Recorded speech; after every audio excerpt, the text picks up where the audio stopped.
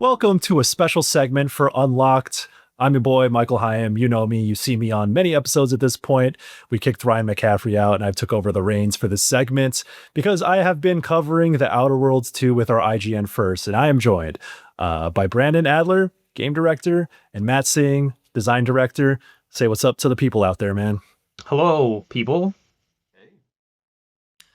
Yeah, if y'all been if y'all have been watching our IGN First coverage, you've seen them on many videos talking about all the new gameplay systems, the way they're building out the game. But here we're just going to kick it, kind of catch up on a few things, address any other questions we may have in retrospect now that we've kind of put out all of our videos. And we've been paying attention to the comments too. So we might pull some things from there, things y'all been curious about. But first off, now that y'all been able to show The Outer Worlds 2 to a much broader audience and, putting gameplay out there, talking about a lot of the intricacies and the nuances of what you're doing with this game. How are y'all feeling about that stuff now? I think it's great. The biggest thing for us, the thing that I was kind of just most worried about as we were going into this whole thing is just letting players know, like, this is a for real big boy RPG. We put like a lot of effort into making the RPG systems kind of really sing.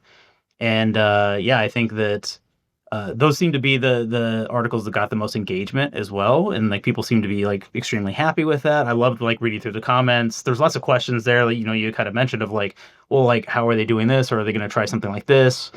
It's been really great because I think that really connected with people, and that was so important to me when we were kind of starting this whole endeavor. Yeah, I've been excited too. I mean, when we're making the game, we're making it for such a long time. We're looking at, hey, how can we improve the second game in key areas that we think are really meaningful? And you don't always necessarily know, is that the right thing that the audience is going to key into? And, putting this stuff out, the best thing I've seen up from it is, hey, the fans that are checking it out want the same things that we were already keying into and really think is important to level up from the first game to the second. I think what we're giving is really what people have been responding to. It's really cool to see people's responses to things like the deeper RPG systems we're trying to put in, things like our changes to flaws people are really resonating with. And we think, hopefully we've got a lot of stuff we haven't been able to show yet that people are going to think super cool when they get to play the game. Yeah. I think I'm going to straight up address this question up front. You could share as much as you're able to share, but looking through the comments, a lot of people are asking about a third-person mode. Is there going to be a third-person viewpoint like an Avowed or like other like the Fallouts? Is that something y'all are considering? Yeah, I mean everybody is super hyped about that kind of stuff, and we'll probably have more information about all that stuff a little bit later on. Okay, cool. Just want to address the elephant in the room. No, I get it. That everyone's been asking. Yeah. This I can understand. I mean, people love third person in these style of games. And for what it's worth, we hear that, and I'm sure we'll have more to talk about later. Although I do have to say, unfortunately, we did try second person, and it just wasn't going to work. So we did end up cutting that. What is that? So what would that even mean? You can blame Matt then for the lack of second person. Somebody telling you about the game, I guess. Yeah, exactly. Yeah. So, although I think for a fee, I will come and walk you through the game if you would like. I'll be your second person. Have someone play it for you, but you direct them. Yeah, exactly. Oh man. Yeah, that's less than ideal, but hey, maybe you implement that as a flaw. Second person. There you go. Yeah, I love it, man. You're just dropping all of these flaw bombs all over the place. I love it, man. I think we need to bring Michael in for the next game. Right? Yeah, you're gonna be the flaw consultant. Oh man, hey, I got some ideas, and a lot of folks out there also have ideas themselves.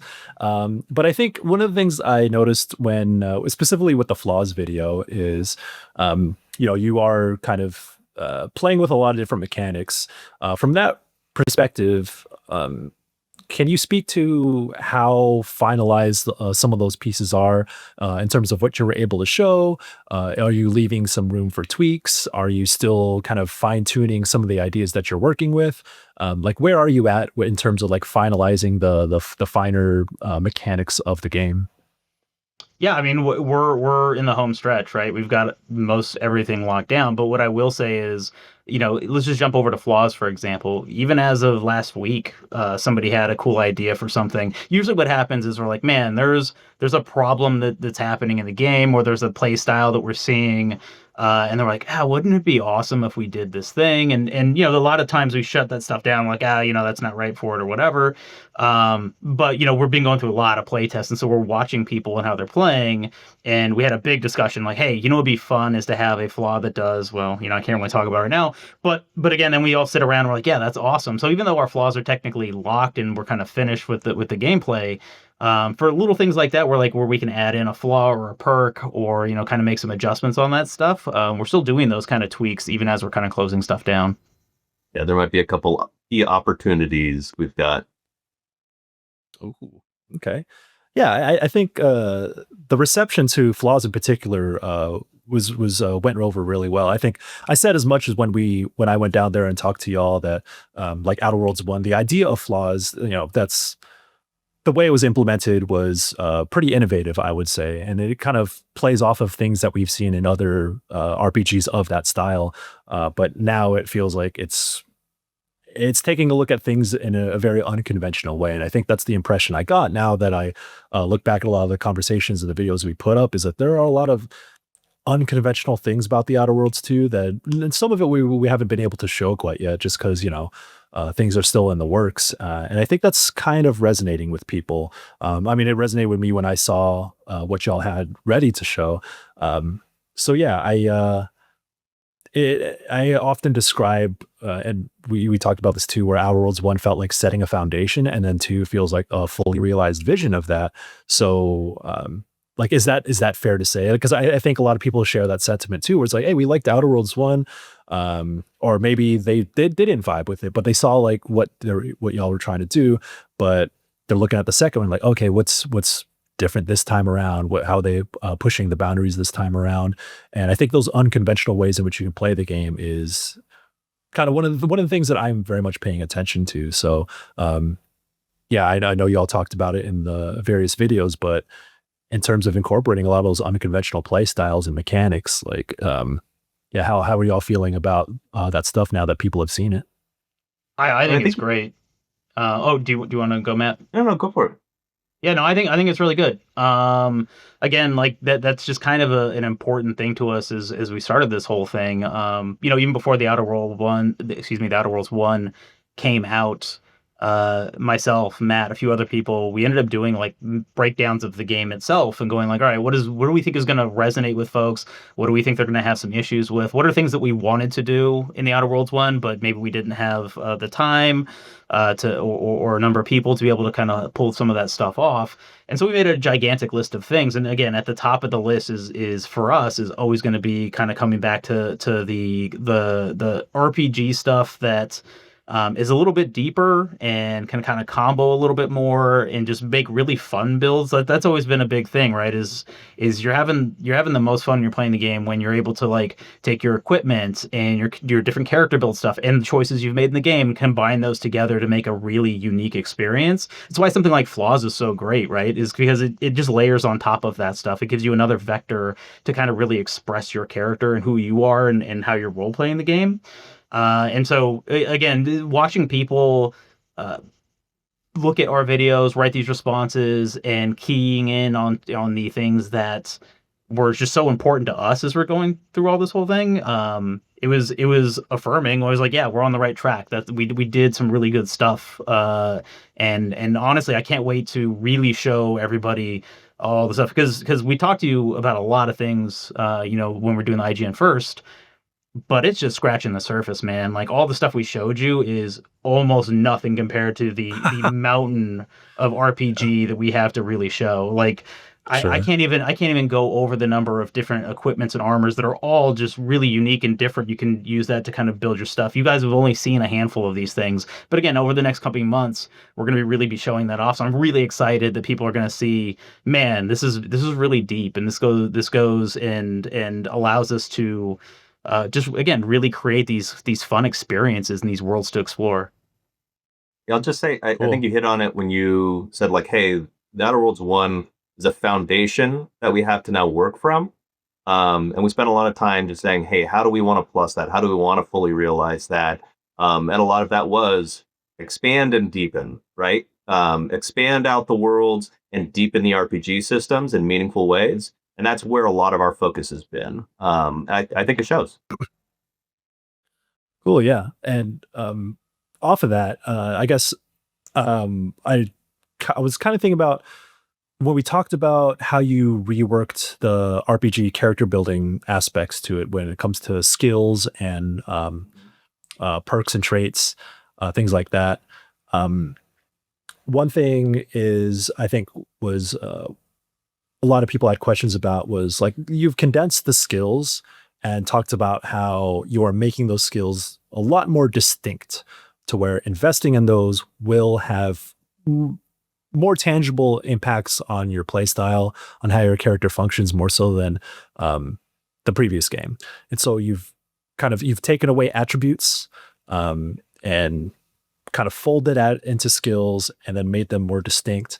And I think there were some questions about like, oh, in the process of condensing that kind of aspect to, I guess, more or less the hard RPG mechanics, people were like, how are they handling depth in terms of RPG, like the role playing aspect to the game? How is that going to deepen the experience if they're condensing things? And the way I've explained it is like that, is where it's like, oh, okay, cool. These investments are going to matter more. And you kind of, that was an ongoing theme of our discussions. So would you want to like be able to talk through that a little bit more?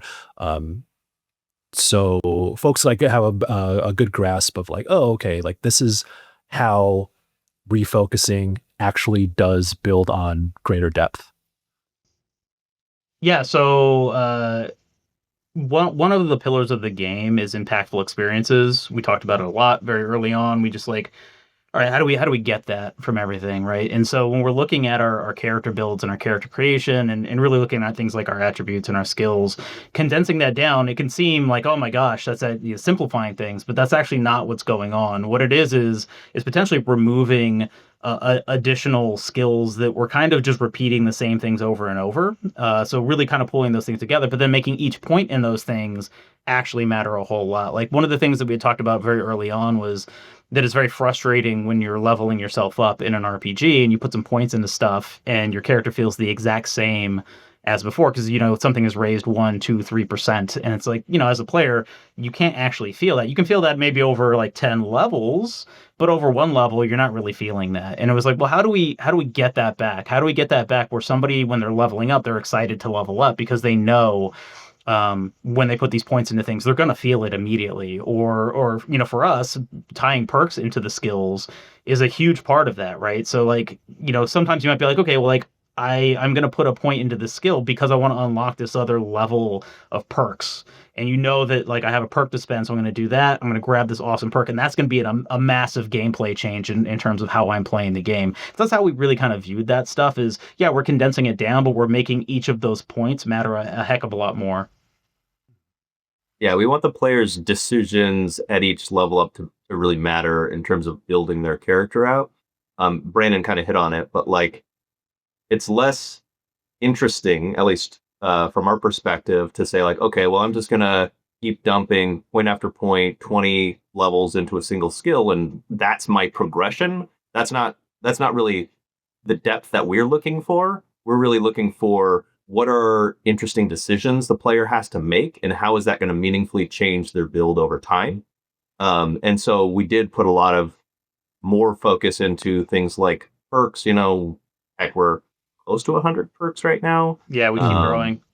And we still keep adding in little bits where we're like, oh, you know what? This build really could use 1 or 2 extra little things at this level. Cool. Let's figure something out and slot that in, because that's where a lot of that meaningful choice is in terms of how you progress that character. You're getting big bonuses for each stat you put in, yes, but that also just unlocks your ability, your perk space, to have interesting choices and different choices for minor build differences. Like if you might be a stealthy character, but that's different if you want to be in an alpha strike person from distance, or if you want to go in and stab people, nearby, or if you want to look at awareness and try and optimize for that. So we have different choices in there for those different players to kind of hone their build on things that they might want.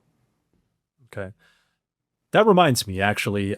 So we kind of made a big deal about it when we talked about it, about how there's no respec past the introductory sequence. And there's a lot of comments about that. So I want to give you all an opportunity to at least address the room, more or less. But it is interesting, though, as we are talking about how you're revamping the system, making these choices more impactful, and also telling a player, like, hey, think about how you want to invest in your character build and pay closer attention to how these systems work. So respec is something that, as much as you're able to say, is that something you're not going to budge on? Yeah, I'm not going to budge on that. Okay. But there's good reasons for this, right? Like, it's not, these aren't decisions that are just flippant decisions that we're making. We're choosing to, either remove something or change something. Right. Just to be upfront and just talk about it, the things that are very, very, very important to me is that your choices truly matter. And we say that a lot when we talk about RPGs, and I'm sure you've heard other RPG makers say the same thing. But I feel if you allow players to constantly change their decisions on that, it really lessens the impact of their choice. Then it's not an actual choice in your character build. You're not actually building a specific type of character and growing that over the course of the game. You're leveling yourself up, and you can kind of, in one encounter, you can be a devilish rogue that can, smooth talk their way out of something, and then you can completely flip everything to be, well, no, actually, I'm Rambo that focuses on explosives because, I found this thing. And that's just... No, I'm not saying it's right or wrong, but that's not the kind of experience that I want to give to players. I want them to be able to really attach to what they're doing. I want them to care about their characters. I want them to truly care about the character builds that they're making and the fun that they're having. I want them to invest in that.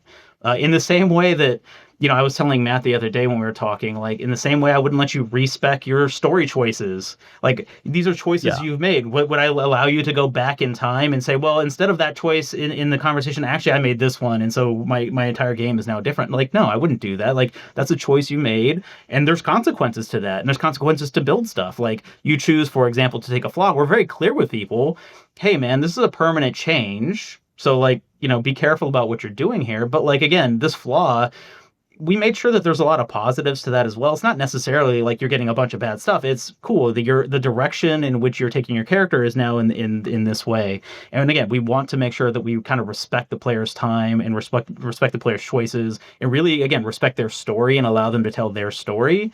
And so that's why things like the respec, things like allowing you to maybe remove a flaw, or again, any major choice, being allow players to either remove that or negate that in some way, is just going to be antithetical to how I view RPGs. And so for the Outer Worlds 2, that's not something we're going to be doing.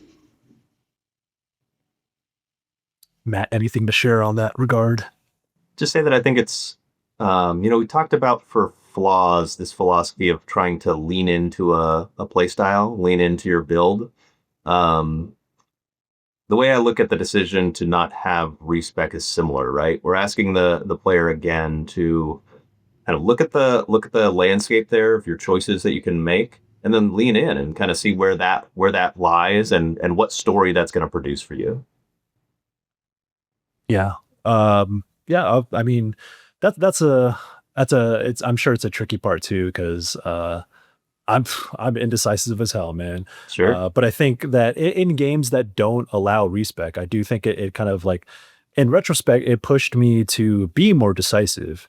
And not just that, it's like, if I make a wrong decision, now the onus is on me to adapt. And I like what you said, Brandon, about how, like, it's not right or wrong. It's just like, that's the kind of experience that you want to build in this particular game. Other games will have respec, and I may hit it, I may not.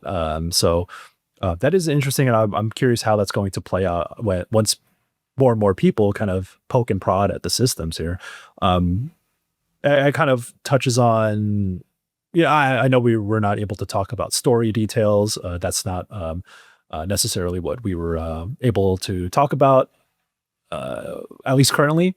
But But on the point of choices mattering, I know that we kind of offhand talked a little bit about how quest lines adapt to the choices you make, even if you're doing like unconventional things or going down a specific route. Mhm. And I know we had conversations about how you're able to kind of like contain it and make sure that the game accounts for those kinds of choices. And I don't think we were able to necessarily include too many details about that in our coverage. But if you're, as much as you're able to share about broader picture, how the game is built to account for those choices and either reward you or make sure you face the consequences of your actions. Like, because some of these games, you have three decisions and they all kind of like lead to the same path, more or less. It's like a diversion towards the same direction. Mhm. And I get the impression that that is something you're accounting for. To what degree? I'm not sure how much you're able to share on that.